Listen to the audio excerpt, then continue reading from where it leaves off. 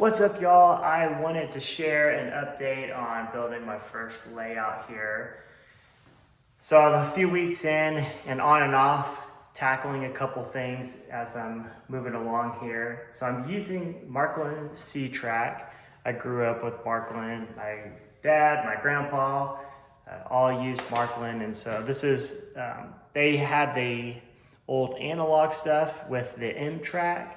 And I have some of that passed down to me, but for this newer layout, I wanted to start out with a digital set. So started with this digital set, added some extra C-Track, some switches, and just doing a really small, 4 feet long, about 35 inches in depth circle loop with a branch coming off in the back for an industry, and then a turnout here at the front for a just passenger station.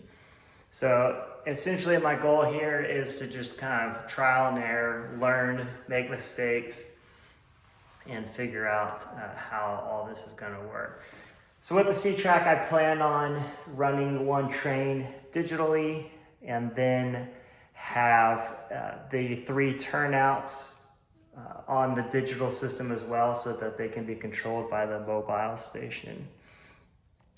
On the layout, I just used a simple piece of plywood. There's some beams underneath to give it some rigidity, but there is no legs. I'm using table saw or sawhorses right now, and I am doing that on purpose because I'd like to, depending on how tall this layout ends up being, I'd like to be able to keep it portable. I could slide it under a bed or put it in the attic, although I don't think it would last long in the attic.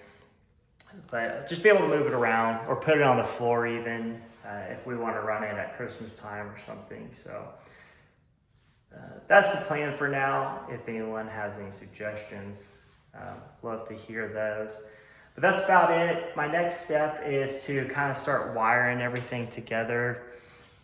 And so I'll run the wire underneath it inside the frame to the switches.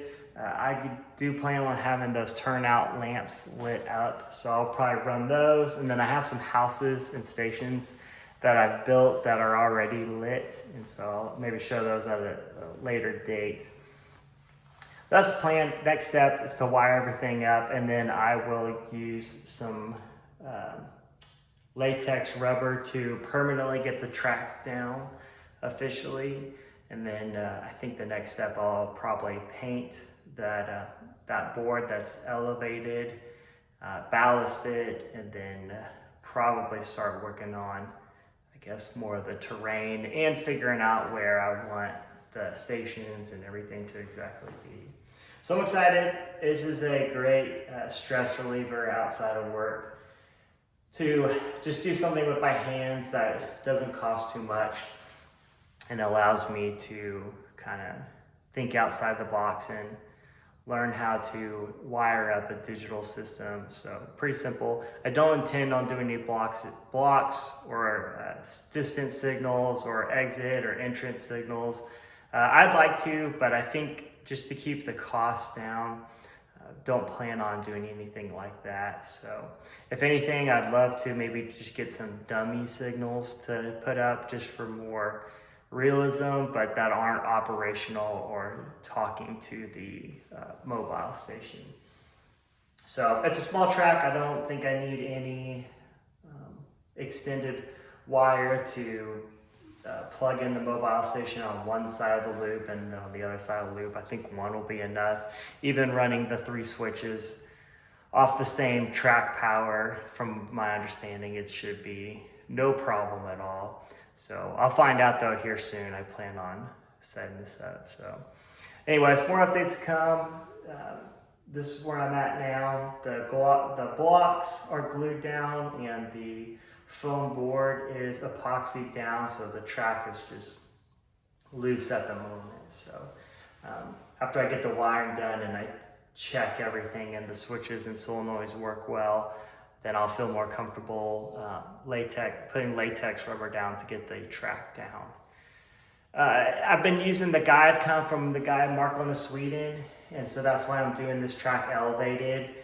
for the two reasons of getting the track elevated, allowing me to put terrain down to make it look not as flat. And then the other reason too is sound. So putting the track directly on the board will amplify the noise. And so the hope is using latex rubber to put the blocks onto the plate, and then latex rubber to put the stone fire foam board onto the blocks.